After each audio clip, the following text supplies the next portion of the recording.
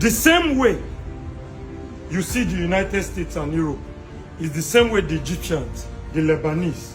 Thankfully, I hire a lot of Ghanaians, Beninois, Togolese from Africa. They see Nigeria as their USA.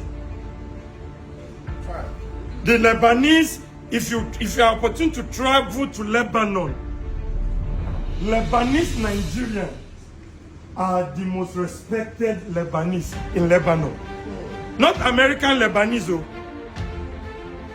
And one of the advantages an emerging or frontier market gives to you is that there is no yet over-regulation and under-regulation, which gives entrepreneurs who are serious to venture into that sector, because over-regulation itself limits innovation and enterprise.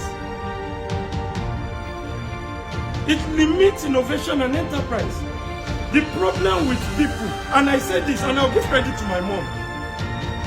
Till this day, I've never heard my mom talk bad about Nigeria. I've never. As a teenager, my mom told me, you can make it easiest legitimately in Nigeria than anywhere. Thankfully, they had lived in the UK.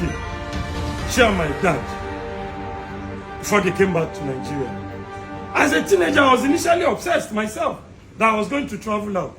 But the moment I fine-tuned my mentality and I understood that principles is not magic, it requires process, and earth is not heaven. So you are going to have a great deal of breakfast, lunch, and dinner with frustrations, challenges, losses, pain. They are universal realities. With all the billions, millions of dollars, do research. In Canada, US, there are more startup failures even in US than in Nigeria here.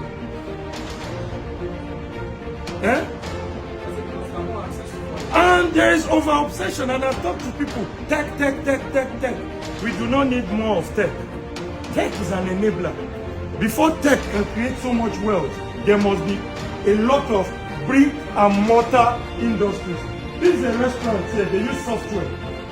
There will be no need for software without the restaurant.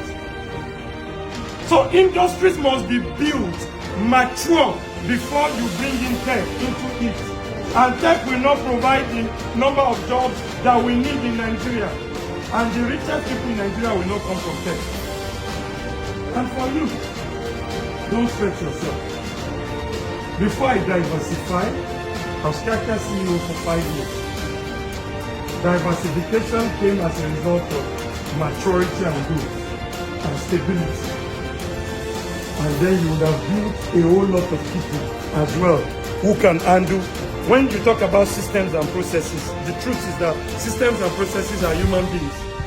They are not computers and technology and all of that. They are human beings. You build their capacity, you build their credibility, you build their loyalty, you build their commitment. And until you get to that stage where people are also willing to stake their time and their future to your vision, you've not started going. And when people are willing to say, see, even if you fail, they will be there.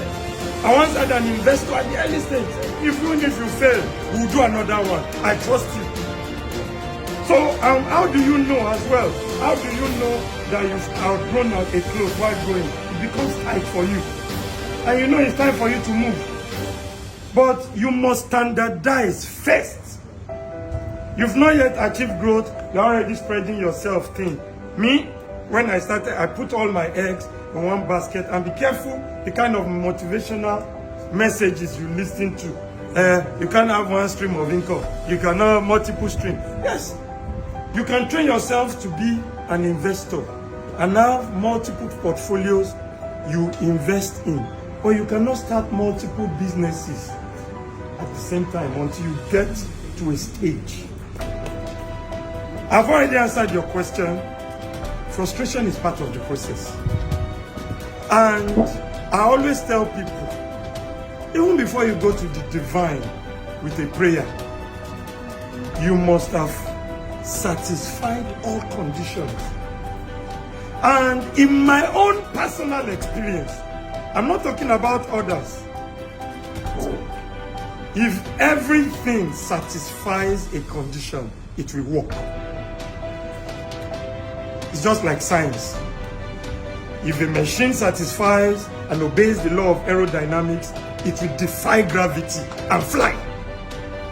If it has not defied gravity, it has not fully obeyed the law of aerodynamics. I always say it.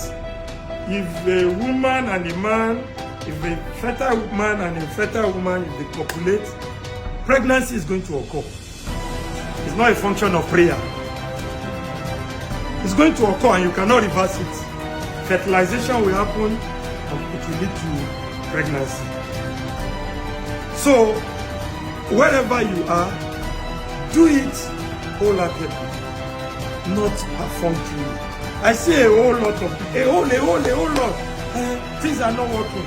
By the time I sit down and analyze, even the people discover that you've not done this thing as you ought to. Like the Bible will say, everyone proclaims his or her own faithfulness, but it's the Lord that finds them out. Everybody in your own eyes, I have been faithful. But if you sit down and analyze dispassionately, you still realize the inadequacy. Thank you. God bless you.